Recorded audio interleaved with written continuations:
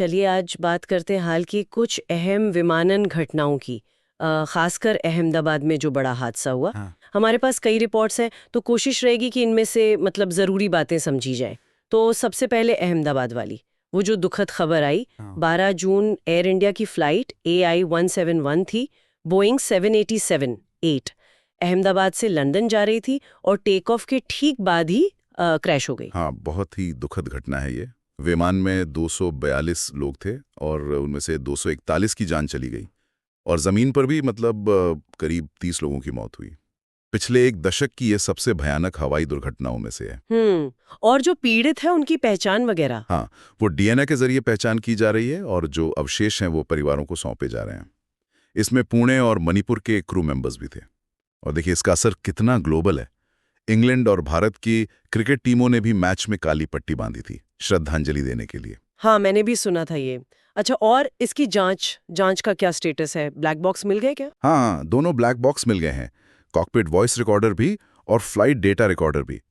लेकिन दिक्कत यह है कि वो थोड़े डैमेज्ड हैं, उनमें नुकसान हुआ है। ओह, तो फिर एनालिसिस कैसे होगा? तो अब भारत सरकार ये सोच रही है कि इन्हें एनालिसिस के लिए अमेरिका भेजा जाए, NTSB के पास, अच्छा। National transportation safety board. हाँ। वो ऐसी जांचों में दुनिया की मानी हुई एजेंसी है। अच्छा। तो इसमें इंटरनेशनल टीम्स भी शामिल होंगी फिर। बिल्कुल, यूके और बोइंग के एक्सपर्ट्स भी मदद कर रहे हैं और भारत की अपनी AAIB है ही, एयरक्राफ्ट एक्सीडेंट इन्वेस्टिगेशन ब्यूरो। वो तो मुख्य जांच एजेंसी है यहाँ, वो ही लीड कर रही है।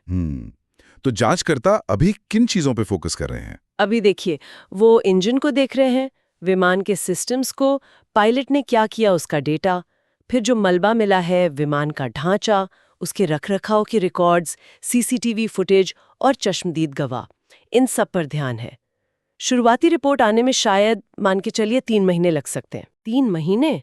तो असल वजह जानने में अभी काफी वक्त लगेगा। हाँ, वक्त तो लगेगा। और इस बीच एयर इंडिया ने क्या किया है? कुछ फ्लाइट्स वगैरह रुकी हैं? हाँ, एयर इंडिया ने सावधानी बरतते हुए अपनी कुछ लंबी दूरी की जो 787 फ्लाइट्स हैं, उन्हें फिलहाल रोक दिया है, जब तक ये सेफ्टी रिव्यू पूरा नहीं हो जाता। और जो बाकी उनके ड्रीमलाइनर विमान हैं, उनकी भी एक्स्ट्रा जांच चल रही है। फाइनल रिपोर्ट शायद सितंबर के बीच तक आ पाएगी। ठीक है, तो ये तो हुई अहमदाबाद की बात, लेकिन हाल में कुछ और भी छोटे विमान हादसे हुए हैं ना? वो थोड़े अलग किस्म के हैं। हाँ बिल्कुल, जैसे वो 3 जून को नॉर्थ कैरोलिना में एक छोटा प्लेन क्रैश हुआ। उसकी कहानी तो थोड़ी अजीब सी है। पायलट ने रनवे पर एक कछुए को बचाने की कोशिश की। कछुए को? हाँ, और उस चक्कर में प्लेन को शायद अचानक ऊपर खींचा, जिससे विमान स्टॉल हो गया, हवा में लिफ्ट खो बैठा। और उसमें जो दोनों लोग थे, दोनों की मौत हो गई। अरे बाप रे, एक कछुए की वजह से इतना बड़ा हादसा, ये तो यकीन करना मुश्किल है ना? और देखिए, इस छोटे हादसे की जो फाइनल NTSB रिपोर्ट है, उसे आने में 1 से 2 साल लग सकते हैं। 1 से 2 साल? और अहमदाबाद वाले की शुरुआती रिपोर्ट 3 महीने में? हाँ, तो इससे अंदाजा लगता है कि जो बड़े हादसे होते हैं, उनकी जांच कितनी जटिल और कितने बड़े पैमाने पर होती है। सही बात है। और भी कुछ छोटी घटनाएं थी शायद? जी, एक ऑस्ट्रेलिया के डार्विन में हुई सेसना 310R था। उसका लैंडिंग गियर खराब हो गया, तो वो रनवे पर पेट के बल लैंड हुआ। पायलट तो ठीक रहा, पर एयरपोर्ट का काम कुछ देर रुका रहा। अच्छा। और फिर एरिजोना में एक सेसना A150 और नॉर्थ कैरोलिना में एक और छोटा प्लेन था, एविएट पिट्स S2B, वो भी क्रैश हुए। उन दोनों हादसों में भी 2-2 लोगों की जान गई। तो इन सारी घटनाओं को अगर हम एक साथ देखें तो क्या निचोड़ निकलता है, क्या समझ आता है इससे? देखिए, इन सब स्रोतों से जो एक मुख्य बात समझ आती है वो ये है कि एविएशन सेफ्टी, विमानन सुरक्षा, ये वाकई एक बहुत पेचीदा मामला है। इसमें टेक्नोलॉजी है, इंसानी पहलू है और फिर ये जो जांच की पूरी प्रक्रिया है, सब कुछ जुड़ा हुआ है।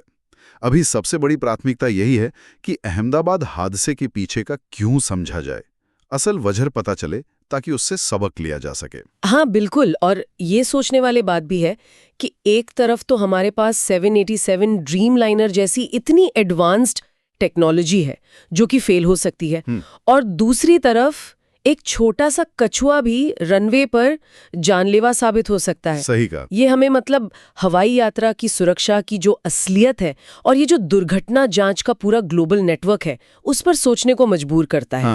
और शायद ये भी कि हम कितनी भी तैयारी कर लें, कुछ ना कुछ अप्रत्याशित हमेशा हो सकता है।